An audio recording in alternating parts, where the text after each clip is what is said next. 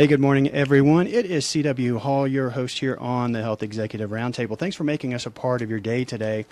I know that you don't have to watch TV very long to be seeing news stories right now about the opioid crisis. It's obviously being discussed in the highest levels of the U.S. government, trying to come up with a solution for what is obviously becoming a pretty significant epidemic. I'm sure most, if not all of us sitting here at this table probably know somebody close to us who may have dealt with an issue around opioids, whether they were taking them for a short period of time and were surprised to find that their body actually kind of grabbed on to that medication being on their body, even in a short period of time. I myself have known a family friend who dealt with an opioid addiction themselves that was born out of an undiagnosed spinal injury. So it affects many, many people, and I'm very pleased to have our panel here. We have Dr. Ellen Shaver, a neurosurgeon out of Augusta. We have Representative from the Georgia House, Beth Beskin, with us today. Dr. Doug Lundy, a trauma surgeon from Resurgence Orthopedics. Nicholas Smith from the Attorney General's Office, Director of External Affairs. Donald Palmisano, one of our regulars on the show from the Medical Association of Georgia. And then my colleague here, Don O'Neill from CopernicusMD, a wide range of perspectives, and we'll be looking to each to kind of get their thoughts on this. And Ellen, let's start with you. Talk about the scale of what we're talking about here. Well, this is a crisis that we've never really seen the size of before. Currently, the statistics are that 140 patients have overdoses a day. In the past year, that's resulted in 30,000 deaths, which has quadrupled since 2010. The financial burden is enormous. There's estimates of $55 billion being spent each year, as well as $20 billion in emergencies and hospitals. Well, truly significant, and I'm very pleased to be bringing these types of perspectives together, so hopefully we can maybe start some momentum towards swinging that curve. From the perspective of somebody who's dealing with those patients, I heard you two physicians speaking here before we went on the air today about, how it starts for many people. They have an injury, oftentimes either musculoskeletal, in your case, Dr. Lundy, where they had some pretty severe trauma, and of course, same for you working on folks with spinal injuries. Talk about it from the perspective of that acute phase and how you kind of conceptualize the approach to opioids in those patients, because they're probably going to need some measure of pretty strong analgesia. Yeah, that's a great point, CW. I mean, one of the big things that we have to deal with, specifically in the realm of injury, and I'm an orthopedic trauma surgeon, is that the people that present to us have legitimate and real causes for the pain that they're having. It's not that they come in seeking any type of substance or anything. They've got real live fractures and other types of injury that are significant pain generators, and unfortunately, narcotics are the only, and opioid prescriptions are the only ways that we can really effectively manage a lot of this pain that a lot of these folks have. Part of the issue, however, is that a fair number of people come in already with addiction issues of some type or the other, and then, of course, their injury is not going to help that at all, and so they take a problem that's initially come on and make it a lot worse with not only because they've got a significant pain generator, but the best, not the only, but the best method to alleviate acute pain after injury is the use of opioids, which tend to only make their confounding issue worse. Yeah, and I'm curious how you approach that from the perspective of just the engagement phase of the patient, telling them how when it comes to how do you take these and how long do you need to take them, should you take them. I remember back when I was in the hospital long ago working at the bedside where we would talk about taking the pain medicine before it really starts to hurt again. I'm curious now, today, what is the philosophy on that? Because back in those days, we were educated as clinicians trying to manage pain to try to prevent that crescendo of pain, because once you get to that place, then it's difficult to combat that post-surgical or post-trauma pain. What is the perspective on that now? Well, certainly we don't want patients to be in pain, and if they are undergoing a large surgery, they are going to have acute pain. But the issue is pain is a very nebulous characteristic, and so you can do the same two surgeries on the same surgery on two different patients, and one patient is going to request pain medicine every 4 hours, and the other person is going to take maybe 1 or 2 doses, and then they won't need it anymore. And part of it is what Dr. Lundy has been talking about. If they come in with a baseline level of addiction or chronic pain medication usage, it's certainly going to be higher. I'm curious from the perspective of that type of discussion, the case where a person turns out to be somebody who may, when they present to you with these injuries or with this source of pain that is legitimate, it's something around either a skeletal injury or other trauma, and they need it. But you talked about occasionally you'll run into folks who are dealing with some measure of pre-exposure, if you will, to either opioids or some similar substance that affects that pathway. How does that come through? I mean, I would imagine that there are some folks that are reticent to reveal that in their history. I mean, maybe some do, but talk about that. Does it begin to reveal itself through that acute phase of I can't get their pain under control, and that's how you kind of begin to maybe question, is this something you've dealt with in the past, like with the patient from an addiction type perspective? Well, if you take a patient who, say they've been in a car accident, so they're hospitalized, and it's very easy to tell who has a prior addiction. Their pain level is constantly at a very high level. They're constantly asking for pain medicine. They know the exact dosage they're getting. They know the exact dosage that they want. And those patients, we have to sort of take a step back and say, are we treating their pain, or are we treating the euphoria that they're getting with the pain medication? Well, Dr. Lundy, how did we get here? I mean, that's one of the things that we talk about is, from a pain perspective, is like what brought us here with the physicians, the pain management, to the point where we went from maybe 15 years ago that people believed that opioids were not as addictive as morphine, to where we are now, where we're seeing 80% of the world's prescriptions are being consumed in the United States. You talk a little bit of like what led us up to this crisis and how did we get here? That's a fantastic question. I have a certain framework on that. I do a lot of work in the developing world, in Africa and Asia, where these narcotics and these opioids are not available for patients. And it's always amazing to me how you can do rather significant operations on people. There's a significant change in their paradigm to where they expect there to be pain. They just want to be made more comfortable. And I think that that's a fallacy in our culture, that you have this huge operation, you shouldn't have pain. Well, that's not reasonable. We endeavor to make you comfortable, but completely removing pain is certainly not the right way to go about it. I think there was a multiplicity of things that got us to where we are now. Specifically, and I don't think there was any vast conspiracy that drove us there, but I think that, of course, as we're all familiar with pain as the fifth vital sign, that we were all pushed as physicians that we weren't appropriately addressing pain. Remember when we had the long-acting oxycodone and other types of morphine substances that had the 12-hour or even longer releases, and how we were told that many times by pharma that this is less addictive and you don't have to worry about the tolerance issues coming on, because as long as you're treating them for pain that's real, and you don't have to worry about that.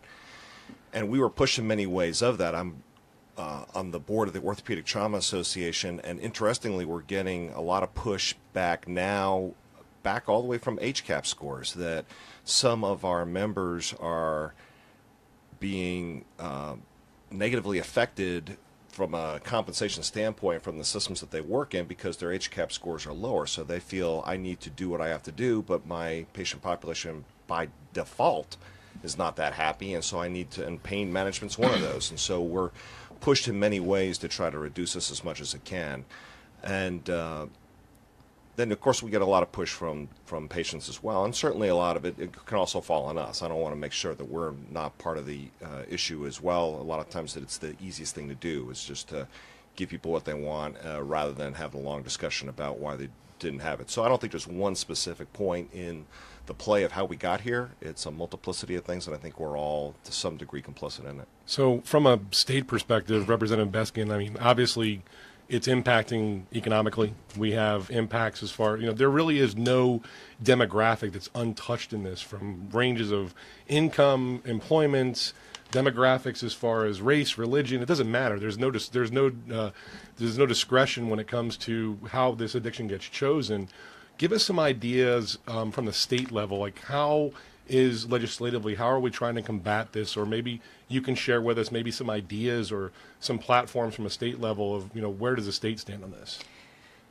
Thank you for that question, Don. This year, Georgia General Assembly passed and the governor signed into law our bill, the PDMP bill, and I think 25 states passed that last year, so I did some work on this summer. I think 49 states now have a PDMP, the Physician Drug Monitoring Program, which is the first step towards physicians reporting who they've prescribed drugs for, which will help to prevent patients from doctor shopping. And that's not the only application of the PDMP, and it's going to be phased in next year, and we have to make sure that that works.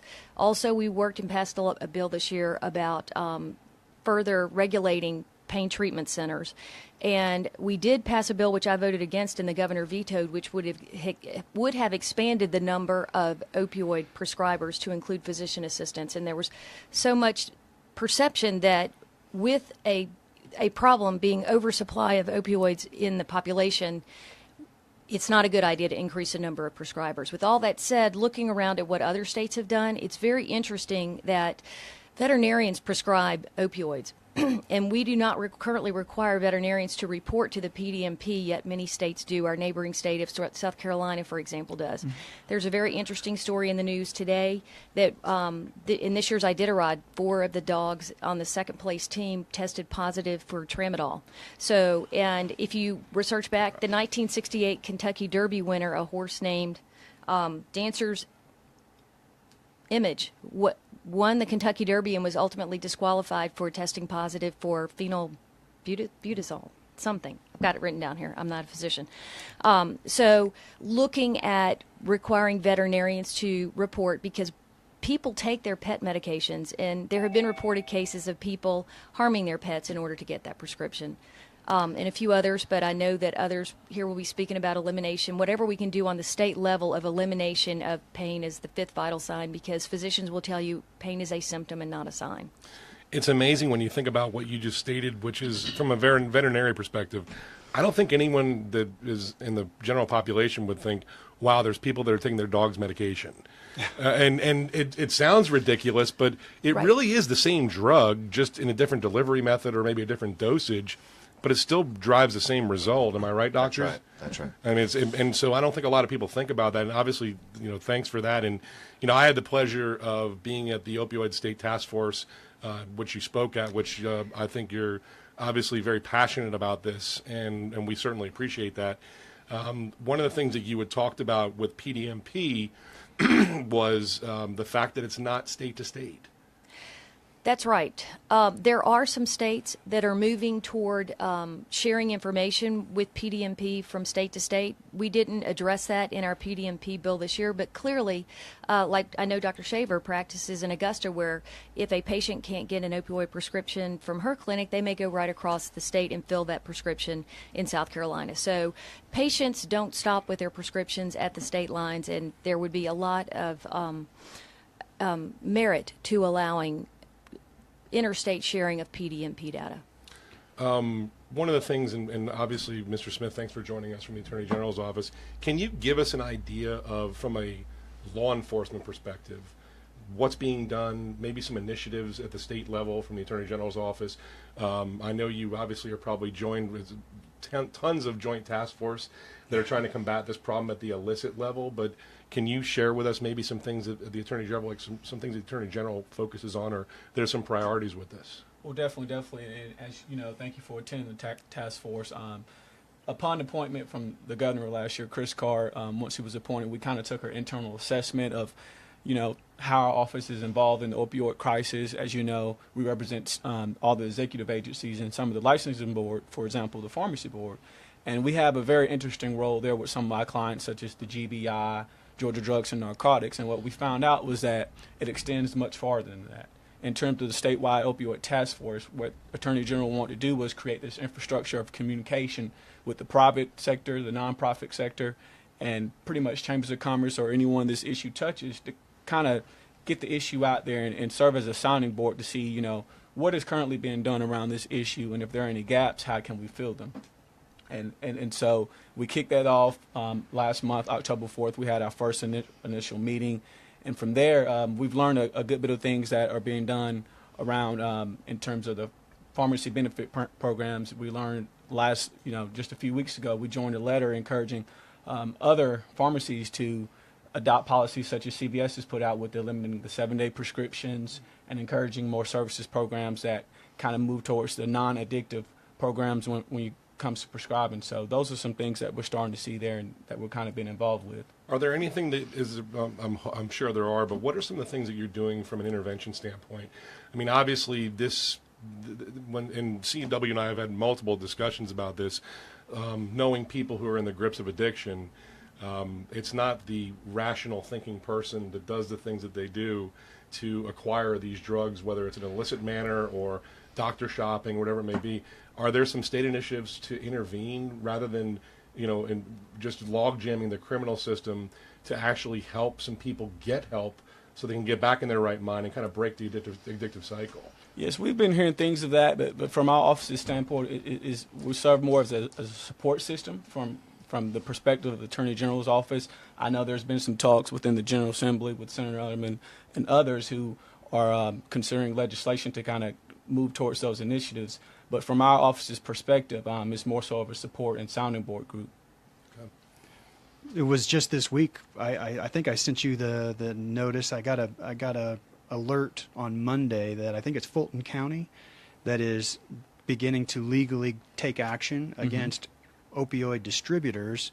And then last week, and then I think it may have run again this week, there was a 60 Minutes discussion actually talking about that at the distributor level, where obviously they're a necessary component of that logistics chain, but apparently there was some measure of question with some legitimacy behind it as to how effectively are they managing where they're sending their medications. I think one of the examples that they used was a small town of less than 500 people that was dispensing hundreds of thousands, if not millions, of opioid pills, things like that.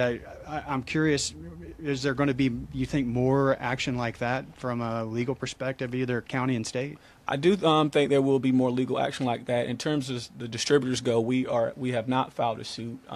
However, we are still investigating the facts and just seeing what's out there. But as far as the manufacturers go, through our Consumer Protection Unit, we are part of a multi-state investigation where we are, as I said, still learning the facts. And we have also sent letters encouraging some pharmaceutical companies such as Purdue Pharma, Tefla, Cephalon, and trying to see if there was some malpractice or unlawful practices with that. So that's what the Attorney General has wanted to kind of become involved in, and not necessarily go ahead and file a suit, but just to learn and see if there were some type of unlawful practices, and from there see what we should do moving forward. So from a legislative perspective, obviously there's a lot of facets involved. Obviously you have the manufacturer, you have distributors, we've got physicians, and first of all, Mr. Palmisano, thanks for joining us. Obviously, representing the Medical Association of Georgia, you are a powerful arm in a lot of things that happen in the state, but can you, give us an idea of how this has impacted the physician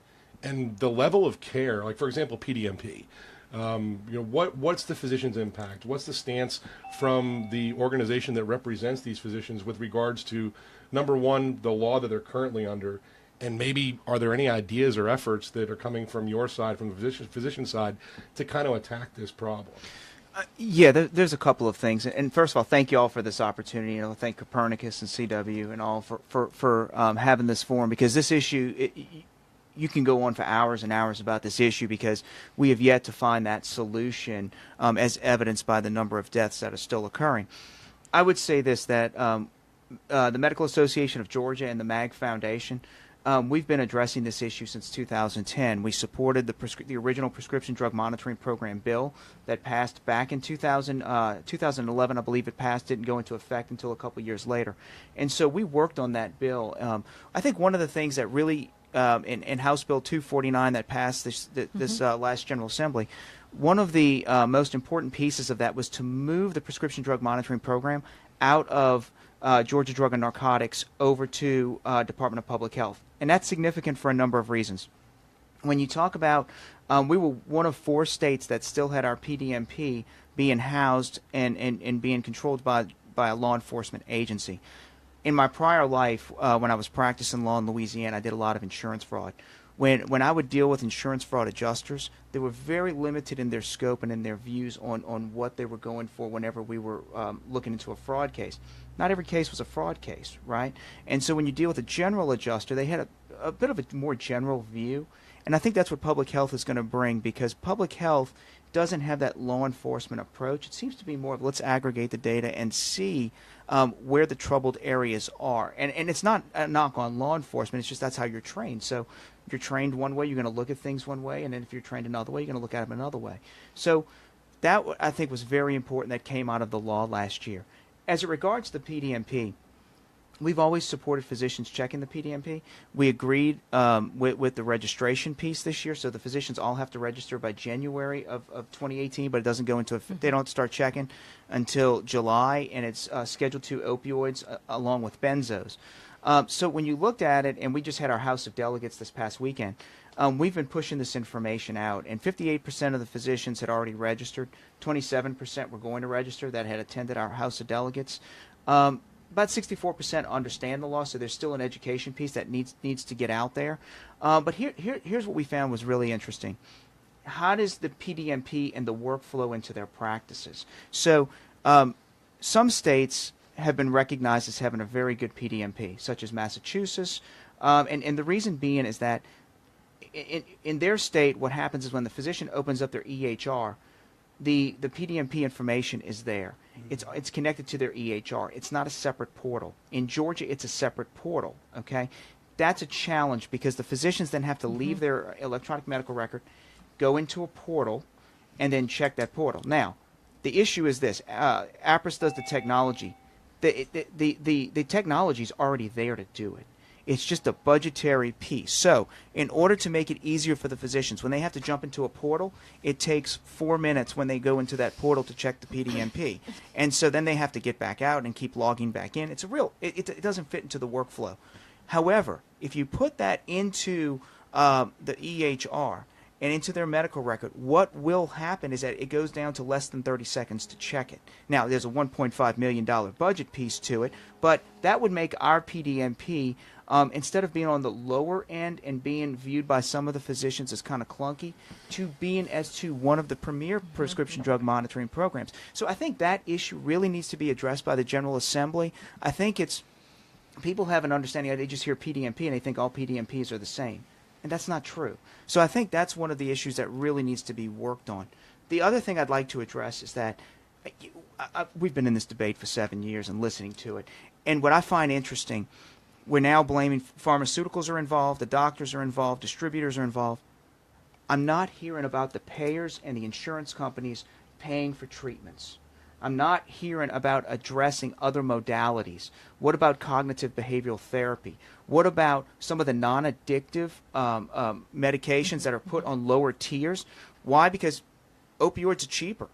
And so that's where a lot of this goes, is that it's cheaper and it's easier to pay for, right? Well, what about the psychological side of addiction and addressing that? Or when somebody goes into a multimodality treatment center, and not having multiple co-pays for the psychological side, the behavioral therapy side, and what have you. So that's what I really think needs to be addressed, and we're encouraging legislation for whoever would be interested in doing that, that would mandate that payers and really come to the plate on this, because we all have a piece of this problem that we've got to find the solution. So I hope that becomes part of it, because right now everybody is trying to do broad-based solutions that are impacting all patients versus going after the spectrum of patients that are having the addictive issues. And so when you start limiting the number of days that a physician can write, what is that patient going to do in a rural area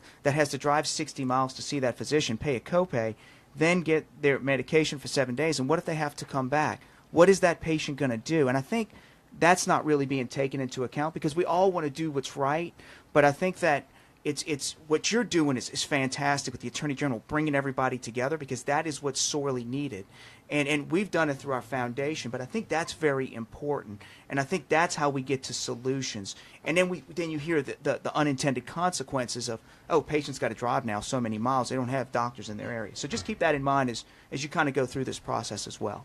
It's funny you brought that up, and CW had that conversation. Ironically, Dr. Shaver and I had this conversation recently, which is there's an incentive at the payer level to keep people on opioids, as you just said. Some of the alternative treatments for pain management, which would be shots or, there's a lot of alternative therapies out there, but they're expensive. For example, the average patient, treating for back pain, the payer will pay for 3 shots in a year. Well, that's 3 months. What do you do for the rest of the year? Yeah. Well, if you're on opioids, it's a cheaper solution. And from our perspective, and again, I think I say our perspective, I think one of the problems that I recognize and that we recognize is it seems like that the attack or the front that's being taken right now that it's addressing the issue is focusing a lot on physicians. Mm-hmm. And I disagree with that wholeheartedly, and I'm going to present it to the panel with this question to all of you. I think we have, for the first time in the history of our country, an illicit drug problem that has a single point of distribution. We don't have 3 million pills being smuggled across the border from Mexico. We don't have pills coming from Canada. We don't have people cooking oxycodone pills in their bathtub. And so we have a single point of distribution that we know where the pills are coming from. We know where they're being pressed. We know how they're being distributed. And to focus on just the physician and saying, hey, you guys are the problem because you're prescribing it. Well, there's so many exogenous factors involved in how something is prescribed, whether it's acute or chronic pain, whether you have someone who came in your office that's already at 900 or 1,000 milligrams of oxycodone a month, and are you going to threaten their health by reducing that and causing them to be in withdrawal symptoms? But I think from a solution standpoint, I've always felt like we've got the answer in front of us, because for the first time, we're not really worried about, hey, how did that guy on the street corner get the 60 oxycodone tablets he has in his baggie in his pocket? We know where he got it. He got it from a pharmacy. And there's a single point of distribution where that chain comes directly to. So is there anybody here that's involved in or have seen, what are some of the options of focusing on that distribution point as a solution to the problem? And I'll start with any of the panel. I mean, Dr. Lundy or Representative Beskin. What are your thoughts on that? I think your question started with, and rightly so, who else here besides physicians can be called upon to solve this problem and decrease the prevalence of opioids in our society? The PDMP focuses on prescribers reporting, and so we're talking about the distribution chain or the role of the patient in behavior, personal and external behavioral modifications to keep people from becoming addicted to substances. One that doesn't have to do with physicians, and we're moving towards this, and we could pass some legislation, but entities are voluntarily moving towards drug drop-off boxes. And I have a note here, is October 28th Drug Take-Back Day, so that's coming up this Saturday. This Saturday. So I know that CVS has an initiative that they're going to put these boxes, drop boxes, in 750 more locations, but that's less than 10% of their locations. Some already have it.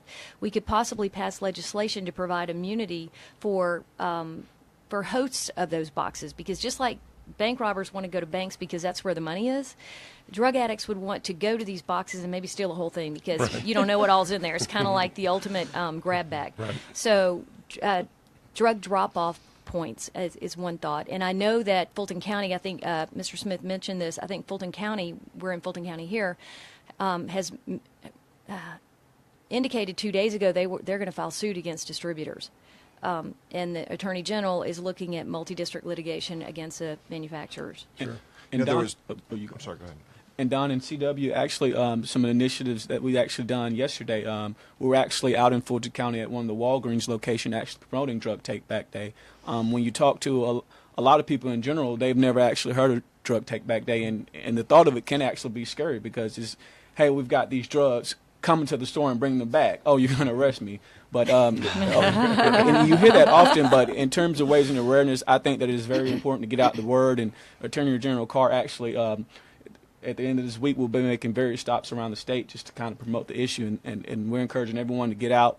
And if you have some drugs in your cabinet, let's practice safe measures and dispose of them, because last year we had 982 deaths of overdose in the state of Georgia, and if you can save one life, that's a step forward. I think there's a couple of issues on this as well. So one of the things, if you look at the people that are taking these, they're getting it through one of two channels. They're getting them legitimately from their prescriber. The physician's actually writing it to them, and we should probably look into those issues to find out what is it about those patients or those prescribers that they're continuing to provide this patient with this extraordinary dose of opioids that eventually ended up in them overdosing and or even dying from overdose on this. The other one is the diversion to where I believe that this patient needs this or whatever, and I'm prescribing it to them, and then they're diverting the drugs into a system where they're being purchased on an illicit manner from there. I haven't really seen any extensive research on these issues so that we as physicians know the difference and can recognize what's in there, because we think we're good at it and we try to be really good at it. But one of the other big problems with it, and Donald brought this up earlier, excuse me, is the difference between the chronic pain patients and the efforts of trying to reduce the prescription to 7 days. And to Donald's previous point about the unintended consequences, there is a significant problem with this in the multiply injured and the patient with significant injuries or significant surgery. 7 days isn't enough. And to say, well, because we have this side issue or these people are taking too many opioids, we're trying to reduce the volume on the street, and so by definition we have to decrease the amount that you can have, that doesn't resonate with the person with multiple injuries from multiple extremities, who's got spine injuries, pelvis, abdominal injuries, pulmonary injuries. They're laying there. They finally got them home because we were trying to get them out of skilled nursing facilities, and now somehow they got to manage to get to CVS every 7 days for their that's throwing the baby out with the bathwater. That's not a small movement of the thermostat. That's flipping it all the way to the other end. Well, so we need to make intelligent and reasonable changes in law and rules, not just say, let's just radically change everything because this is clearly all the problem. Dr. Palmisano, and also to point out with the drug take back, one of the things that our MAG Foundation was doing, we got a grant from the Medical Center Foundation up in Northeast Georgia, and we provided drop boxes as well as naloxone for that 13 to 14 county area over the course of the last few years. The positive side of it, we were actually able to measure when law enforcement saved a life. We know that over 60 lives were saved with Narcan. But you're right, a lot of the drugs come from people taking them from medicine cabinets, from their relatives, from their friends, things like that. And it's one of the challenges with the drug boxes is that you have to put them where there's some sort of law enforcement. Now you can put them in pharmacies with changes that were made at the local level. Mm-hmm. But I think addressing the liability issue would encourage probably some of the independent pharmacies to be able to do it, because that's one of the challenges right now. You can get them into some of the chain pharmacies because that's available and they have the staff working there, the employees to deal with it. But the bigger issue is how do you get into the independent pharmacies that are in some of the rural areas, because they are the pharmacy. So that was one of the challenges that we saw. And also on campuses now, we were able to put them on Georgia State's campus, Morehouse's campus, number of campuses around through a grant that we received from Kaiser Permanente. So they've been fantastic to work with. So, some of the hospitals, but also like a Kaiser Permanente really stepped up in working with us to try to address this issue.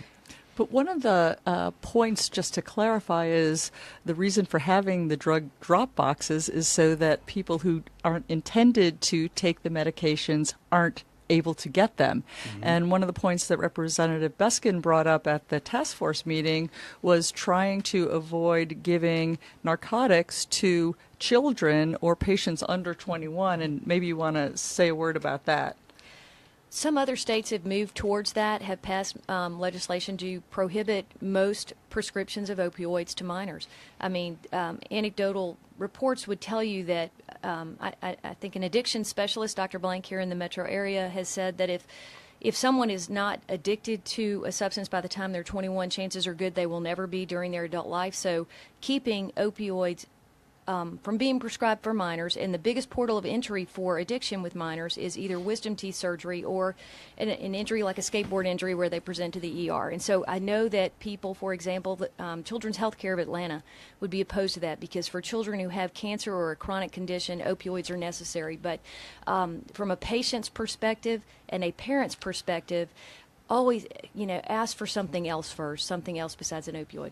One other potential legislative idea that doesn't involve physicians that I think would help would be allowing, and other states do this, allowing the partial filling of a prescription. So say you walk out of Dr. Lundy or Dr. Shaver's office with a prescription for 50 pills, but that person goes to the pharmacy and says, I don't think I need 50 and I don't want 40 hanging around in my cabinet.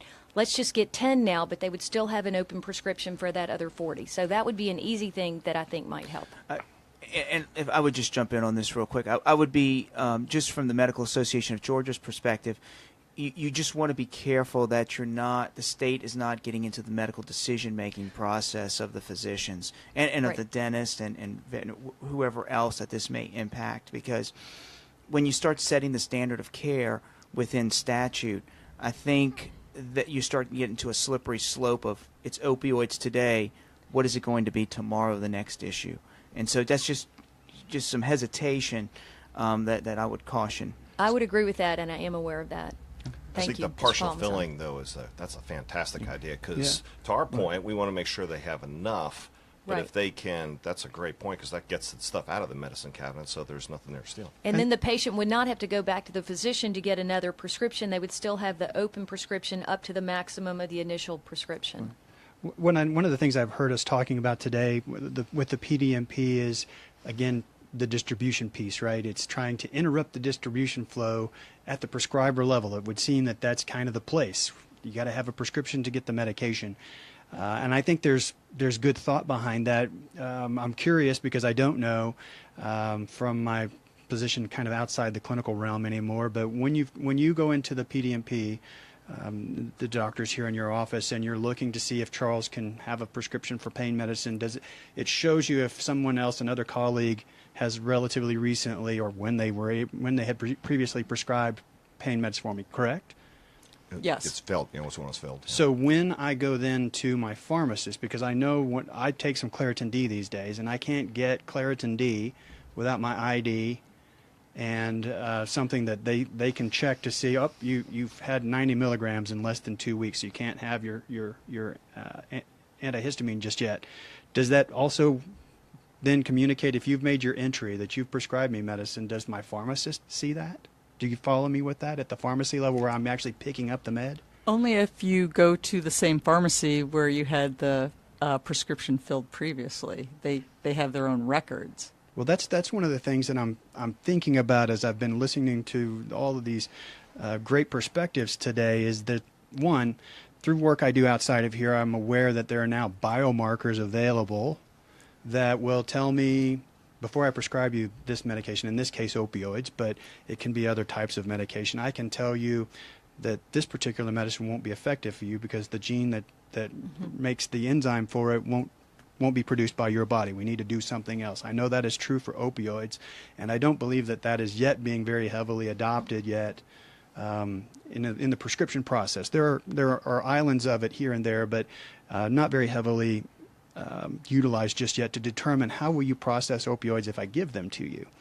Beyond that, it would seem to me that there's got to be something that, from a biomarker perspective, technology perspective, that knows when I walk in, just like I go to get my antihistamine, that I don't get to pick up medicine because it knows it's me and it knows I just got a prescription filled across the street. Do you follow me? Well, right now, the best that the pharmacies can do is use patient data, your license, your insurance card. If there is ever a question, they certainly have the ability to pick up the phone and call the prescribing physician to double check that this is a legitimate prescription. But there really isn't any other ability for the pharmacy to check. But one of the things we've been developing at Copernicus is attaching an iris scan to the actual prescription, so So that that's in line with what I'm talking about. right, exactly. It's not a biomarker for the drug to see if the patient would respond, but it's a way for the pharmacy to have the ability to intervene with not necessarily knowing that the license that you're showing them is their license, and it's a way to try to limit groups of people who go around from urgent care center to urgent care center receiving narcotic prescriptions, going in and getting them filled in that city, getting back in their van, driving an hour, going to another pill mill. And one of the issues that we haven't really discussed with the PDMP is that there's a 24-hour lag, so that if you go to 5 pharmacies on the same day, you can get 5 different prescriptions filled. The idea behind attaching an iris scan to the actual prescription is that, number one, we don't need any other patient information, so there's no chance of any type of HIPAA violations. And number two, we think that it may be a deterrent for the nefarious drug seekers. Right. As you were describing that, I'm thinking, well, if I'm one of those folks that's kind of in the business of opioids, I'm probably going to possess more than one ID, so I can maybe skirt an issue like what I was talking about with my antihistamine. But what you're talking about is something that's tied to the human. It's a biomarker. It's iris number 13457 that I also know this iris just happened to 20 minutes ago also present and was scanned at a Walgreens down the street. Is that what you're talking about? Yes, sir. And so for our platform, it would be in real time, so there would not be any lag, and it could easily be across state lines.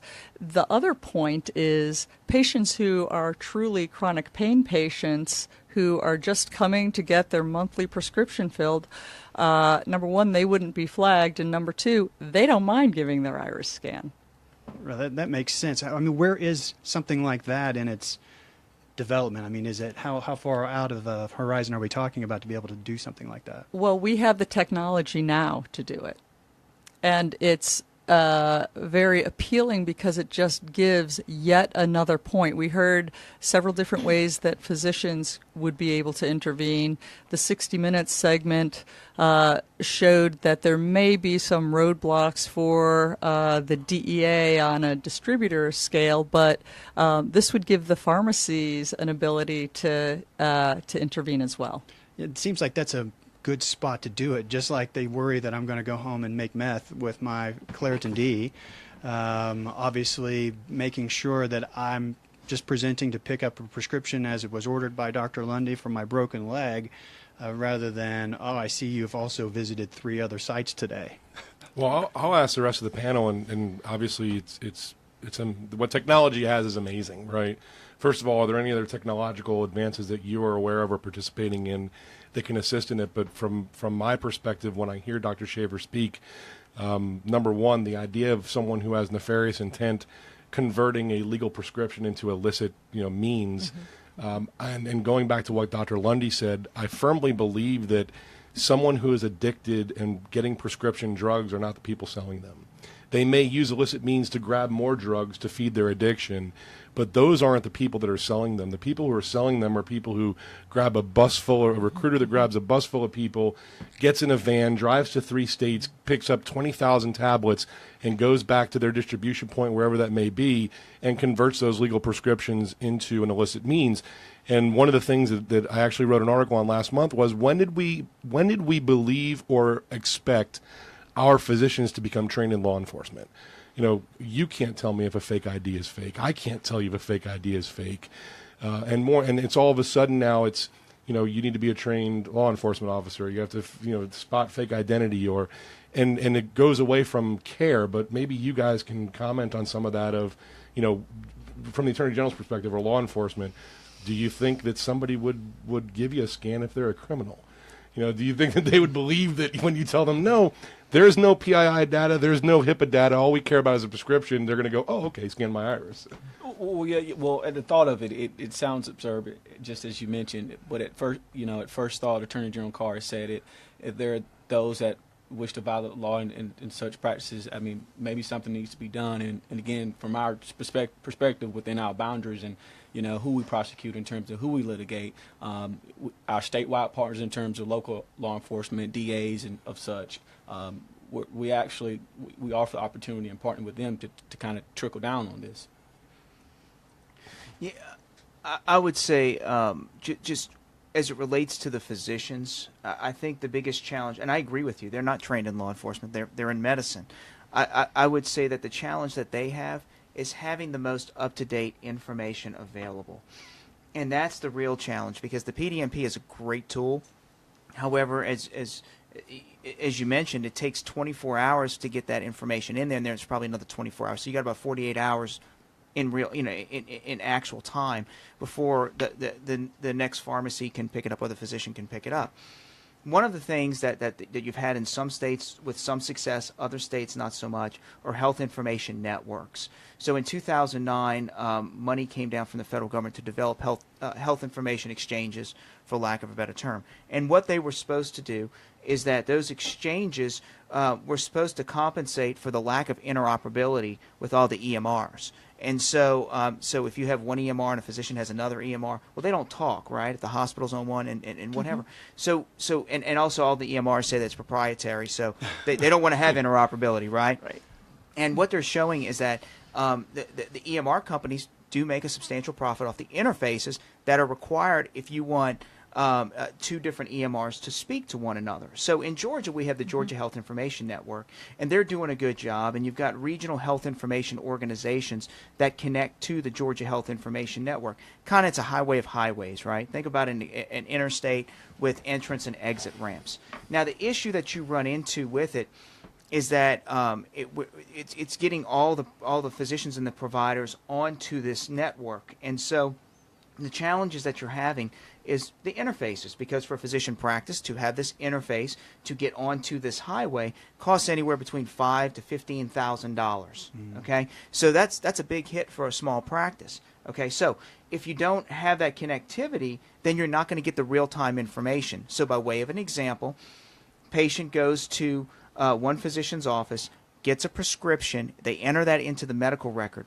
Then if they go a couple hours later to another physician to get more pain medication, and if they're all on the health information network, then it automatically gets into the cloud, and so it's real time. So then the use of a PDMP, the benefits become a little bit less, although it's still relevant, but it really becomes this interconnectivity. So that's the challenge that we're nowhere near that right now, Georgia. You've got only about maybe 10% of the physicians in the state that are on a health information exchange, mainly because of the cost. So I'll present this to Representative Beskin and anyone else in the panel, but I'll start with you with this question, and I appreciate that comment. And I believe, coming from technology, you know, it really real time is all that matters, right? But when we look at the opioid problem specifically, as far as the conversion from a prescription drug to an illicitly obtained drug, and one of the things that just intrigues me about that whole iris technology or a technology is, first of all, people who are getting nefarious prescriptions aren't using payers. There's no payer attached. It's a cash transaction. So there is no way to trace it through a payer. Number two, you could probably say with most certainty that they're not using their real identity or their real name. So being able to access records for someone who has nefarious intent walking in doesn't really help us stop this issue. And so from a state level, is the state involved in any technology either like that or similar? Or because, again, I think that criminal or demonizing physicians or demonizing physician groups or demonizing hospitals, we treat pain with drugs and it's necessary, as Dr. Lundy said, but all of the tools that we seem to have with health records are geared towards people who have payers attached and who have chronic illnesses. And the source of this problem, in my humble opinion, I will say that it's not those people. It's those people who are utilizing the loopholes in the system to go to pill mills and to get robo-prescriptions signed. And that's data that doesn't even exist because they're using different names every time. There's no analytics to apply to it. So is there a solution that you're aware of that can kind of combat that? Or is there something at law enforcement that can be done? Maybe you can share with us. That was a long question, multifaceted. I do think it's a law enforcement problem, but starting back with how the discussion started about iris scans, I was really interested in speaking with Dr. Shaver about this before this panel got started, because we were talking about this technology, and we've heard about this, either retina scan or iris scans, for a long time now, and some people are scared by that. And I said, well, where else is that being applied or utilized right now, if any? And the one example that we talked about was the Clear global entry program, when you pass from one country to another. So apparently that is scanning, what, Dr. Shaver, your retinas? Yes. And this is talking about an iris scan. So it is a new technology, but you're right. You're talking about the drugs that are on the street. Some were gotten legally, some were gotten illegally, and some are not legal drugs, like this whole problem we had a couple of months ago with the fake Percocet in Macon. So if the criminals cannot get enough legal drugs, meaning these excess prescriptions that are sitting around in people's medicine cabinets or whatever, they're just going to go to China and buy some that are stamped Percocet, and who the heck even knows what that is? That's fentanyl or whatever. It's terrible. Those are law enforcement issues. Would you say we're doing a better job combating that issue of the importation of drugs than we are of controlling opioids that are legally produced and legally distributed? That's the question. It seems that we have fewer pirated drugs because there's such a prevalence of readily available, legally prescribed, quality controlled drugs. Right. They're called medicine if you get a prescription for it. It's drugs if you get it illicitly. You bring up a great point on that. It's, once again, what are we trying to fix here? The issue seems to get completely confused and very quickly, and it all tries to fall under one entire problem with this opioid crisis. And even when the legislature was debating it, I mean, heroin kept coming up, and I don't know about you, Dr. Schaefer, I've never written a prescription for heroin or anything like that. So how did heroin, I mean, I understand the link between, it says opioids are the gateway into heroin abuse. Got it. But let's focus on what we're talking about. And what you brought up earlier specifically was the diversion of legal prescriptions, people shopping doctors to get prescriptions illegally. They're getting them under nefarious purposes to illegally export the drugs. We've talked about the chronic pain patient that may get in over their head and for whatever reason overdose, the acute pain patient that could overdose on the pills, and as well as somebody who comes to somebody's house and rummages through their medicine cabinet. And there's those many different issues, and the legislation that we're familiar with doesn't seem to target any one of those four problems very well, at least big holes, and I will go as far as say injured patients in those different categories that get hurt by the unintended consequences of the legislation or the rules. And so I think that this needs to be a much more focused effort and focus on what the actual problem is, and I'm still not sure I've seen it yet. Is the problem coming from the medicine cabinets in my house? When my kids' friends come over and go through there and take something from there, if that's the problem, then we as physicians can adjust our prescribing habits for that. But it seems like it's just getting blasted on everything. Well, I know, and you brought up the case with Clear as far as how that type of technology is being used. I think one of the problems is walking that very fine line between the patient and their need to their privacy issues, which is HIPAA related, and then the need to combat this issue. And I think one of the problems that I saw when Dr. Shaver and I talked about the solution that the software is presenting is there has to be a database attached to Clear. There has to be a name and address, a phone number, a copy of a driver's license, a copy of a passport. And the reality is, if that database is hacked, and unfortunately with the Equifax issue, we're all dealing with that knowledge of it can happen to any of us any day. There's valuable data in there. And Dr. Shaver, I know when we spoke about this, there really is no patient identification. It's really just a prescription that gets appended with a scan. So you don't really care who the patient is, correct, or where they live, or what their name is, or what their treatment is for. All you care is, I'm sorry, forgive me, oxycodone is prescribed at 2.5 milligrams, whatever the prescription says, for however many days, and it got picked up on this date. Is that correct? Yes. So let me ask you this: would you scan your iris to get a legal prescription if they asked you to? I would. Would you? Absolutely. Would you? I would. Would you? Of course. Do you think a drug? I mean, so I think that the intriguing thing about this is kind of like when someone asks for a thumbprint at a bank. If it's a fake check and they see that stamp there, they're probably going to turn around and walk out.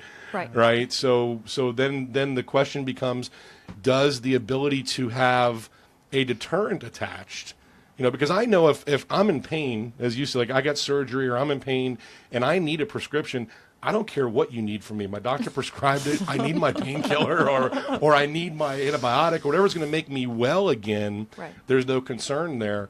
But I'll ask you, leading back to your answer to the question, that balance between managing the patient, their privacy, and treating the patient, at what point does it shift from the burden being on you to police it, to govern it? See, I'll tell you one of the problems that I had, and I've read the PDMP, the legislation pretty thoroughly. What's going to stop me as a physician to start writing prescriptions under 28 days? There's 4 categories Right. that as a physician, and in the problem that I look at and say, well, what did we miss? There's no ending to the story. I'm going online and I'm looking up to see if you got a prescription previously, but I don't have to enter my prescription in right away, or I have 24 hours to wait, or I can just write a prescription for under 28 days, and now I've met the requirement. I don't have to report it. So when does that shift from the patient or from the practice of the practitioner to somebody else in the chain to allow you to treat patients again? Because in the law, it specifically states that if you do see that a prescription was had yesterday, it's up to your discretion as a practitioner whether or not you prescribe again or release that prescription. Am I right? That's right. And one of the issues that we have with this is the what's next.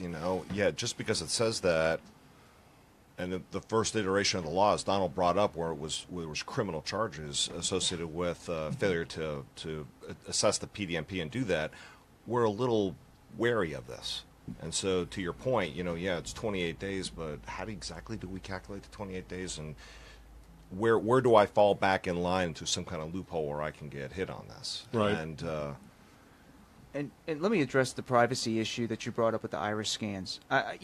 Back in 2008, 9, 10, when the original PDMP bill was going through the legislature, one of the big issues back then was the concern about privacy.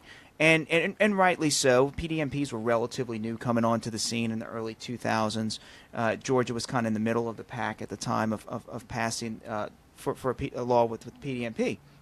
And over time, the privacy issue has somewhat subsided as people became more informed about the PDMP and also developed more of a comfort level. And so I would say that to answer your question with regard to the iris scans, yes, there's some privacy issues that are associated with it, but I think the more that people become comfortable with the technology and understanding that it's being used for a specific purpose and not for any kind of nefarious purpose, you will get to that point. But it's just an education, and it's just a comfort level that eventually gets there. Sure. I see your point, though, with the iris scanning, because I have Clear when I fly. But I don't have to do Clear. I can go through pre-check. I could go through. But once again, I am showing my license and all the other things. But I do prefer the convenience of Clear, of just dropping my eyes or my fingerprints on the scanner and going to the front of the line. When it comes to prescription opioids, it's not. To some degree, yeah, you can survive without it, but it's not a convenience thing. Right. If you've got a femoral fracture and you're in a lot of pain, it's not really I could have taken pre-check and gone, no, it's kind of, how do I get through the day without, white knuckling the bed, And just like we have some exceptions in the PDMP for don't have to report in case of palliative care or advanced cancer treatment patients, those in hospitals, maybe it would just apply to an outpatient prescription, an office visit or a surgical center or whatever. And it occurred to me, something I think one of the physicians said, maybe Dr. Shaver, is that some patients actually know what they want. They know their medicine of choice, their milligram dosage or whatever, and that kind of alerts you that this person may be dependent on this medication. And it's occurred to me that those same people might study and understand the PDMP. So when they go to have outpatient surgery, they might go, hey, doc, why don't you write that for less than 10 days and fewer than 40 pills? Knowing that wouldn't be reported, and that might alert physicians to this might be somebody who has a history of abuse. And then also the medical board, the Georgia Composite Medical Board, passed a rule this past summer that said that every physician that has a DEA license is required to take 3 hours of CME on opioids. And so I think some of those issues are starting to be addressed. But the one challenge with that law is that if you don't prescribe opioids on a regular basis, like if you're an ophthalmologist and you may prescribe it 2 times a year, you're still impacted by that law. So as long as you have a DEA license, you are required to take that CME even though it may not be as applicable to your practice. You know, we have two surgeons on the panel, and so I guess we have a significant bias with that. My perception of where this comes into is in the patient that we've been prescribing opioids for a prolonged period of time from an injury or whatever they have in the past, that we just keep going on. And I think that the law that really helped us escort these patients out of our acute surgical practices into pain management practices, where those prescribers are far more capable of detecting a lot of things that Representative Beskin brought up and trying to affect those changes in those individuals. And then also the Georgia Composite Medical Board also has rules and regulations that say that if a patient's on narcotics basically 90 days, then there has to be urine tests, saliva tests, something along just to continue to check that patient. So there are a lot of rules and regulations as well as statutes that have been passed since 2011 addressing this crisis. I think one of the challenges, and it's you know, because when you've got an epidemic as it is, everybody's constantly trying to find a solution. We've got to wait for some of these the solutions that have been passed to play themselves out before jumping to the next solution. It's almost like a scattered shot versus a strategic approach. And I think there just needs to be more of a strategic approach. But I tell you this, I am optimistic because in 2010, these weren't the conversations that were happening. I think getting more and more different groups and interested stakeholders around the table is moving this towards a solution, but I think also people are becoming more educated. I think once it really started to hit the national news, you know, it really got on people's radar to really start addressing this issue. So I am optimistic on where we're going with this, that iris scans are being discussed. And I mean, it's you know, you don't get to that solution unless you really start, you have a real need for it. So thank you all for all the work that y'all are doing on this as well, and as well as everybody here. Well said. I mean, the takeaway obviously is that when you put, as you said, stakeholders and obviously, you know, surgeons and physicians who are in the trenches and dealing with this every day, and obviously thank you, Representative Beskin, because your trenches are a little different. You weigh the benefits of what the citizens of the state are, and also trying to manage how you can help physicians and hospitals and treat our citizens better as patients. I always believe that technology is exponential, right? What used to take 20 years, like what took us to get from 1985 to 2005, now takes a couple of months. And so I'm excited about the ability to take healthcare and really bring it to a level where the technology that's utilized in retail, in the airport, or that can obviously be applied to what we do every day as practitioners, and then more importantly, the benefits for law enforcement. Because I know one of the things that CW and I talked about was, wouldn't the state attorney general or the DEA or the GBI like to know if you have a pharmacy that's not scanning irises, why aren't they? Or why are they not collecting driver's license when they're supposed to? Or wouldn't you like to have a report that there's somebody that just went to 7 pharmacies in 30 minutes? And those are the kind of reporting that can kind of clamp down on this and not just rely on the deterrence, and then, you know, with everything that's out there, there's so many companies in the medical space that have technology. I'm sorry, you can't tell me that we can't find a solution. Practically no one's making methamphetamine in their bathtub anymore, right? And what did that take? It took taking pseudoephedrine from in front of the counter and putting it behind the counter. And I believe that really was the major contribution. So hopefully we can continue discussions like this. And I certainly appreciate being a part of it, but everyone that came today and taking your valuable time up to, you know, just try and serve up some opportunities. And we're going to be doing this, CW and I, monthly. So you will get an invite back, obviously, and we certainly appreciate it. And CW. To the panel, do you have any sort of websites or resources of information that folks might want to check out? If you can, we can throw them out there. If not, we'll wrap. I would say www.mag.org. Under that, we have our MAG Foundation on that website, and it gives summaries of House Bill 249, but also our Think About It campaign, also Project Dan, all that we're doing to addressing prescription drug abuse. And for us, www.law.gi.gov. If you're interested in being involved in the statewide task force, that's where you could go to find updates about the meeting minutes and when our next meeting will be taking place. And we're also involved with MAG and the Think About It campaigns and a few others that's taking place. There's a website sponsored by the National Conference of State Legislatures. It's www.ncsl.org/documents/health/pain management 216, and that's where one can go to see what is going on with across this country with efforts to address the opioid epidemic. And we'll be posting, excuse me, all of these links that you've had will be posted on opioidepidemicsolution.com for MAG and for the Foundation, for the Attorney General, so that people will be able to access this after today's webcast and to be able to see really the progression. We're committed to, CW and I are committed to assisting and finding a solution. I don't think there's anyone who's untouched by this, so we certainly appreciate everyone's participation. And CW, I'll turn it over to you to close out. Well, if you've not done so already, you can go out to iHeartRadio under their podcast section, look up the Executive Roundtable, follow us there. That way, each time we put out a new episode, it's alerting you, and you can check it out when it's convenient for you, when it's available. We hope you turn around and click share. This, I can assure you, you know somebody that's dealing with this in some form or fashion, whether they're physicians that are dealing with this from the point of care, or patients themselves who have gone through the process and experienced some issues around consumption of opioids themselves. It affects many, many people. So if you can click share and get more people thinking about this and engaged in this conversation, I think we can possibly lead to a solution. So everybody here, I know that you're very busy people, and I really appreciate you making time to sit with us at this table. And I look forward to getting into other topics around this. I mean, we could benefit from maybe hearing from addiction specialists as well, for example, to see what, if any, kind of resources are available from those folks if they get to that point. So I just want to say thanks to Don and CopernicusMD for being a partner in this program, helping to make it available, and to all my guests, thank you very much. I appreciate it. Thank you. Thank you all. Everybody out there who made us a part of your day today, thanks so much, man. We'll look forward to catching up with you next time. We'll see you then.